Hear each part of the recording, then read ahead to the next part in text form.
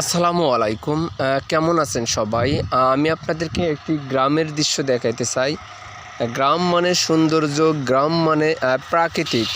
দেখেন গ্রামের ভিতরে কত সবুজ শ্যামল এবং জায়গা একটি। এরা হচ্ছে কুমিল্লা দাউদকান্দি শীতসাইল বড়বাড়ি মালিগাঁও এই রোডের এই পাশে গ্রামটি আমার কাছে অনেক ভালো লাগে এবং আপনাদেরও ভালো লাগবে।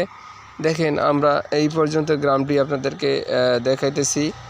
গ্রামটাকে সৌন্দর্য অনেক ভালো লাগে আমার। আর আমি চাকরির সুবাদে বর্তমানে এই গ্রামটিতে বসবাস করতেছি।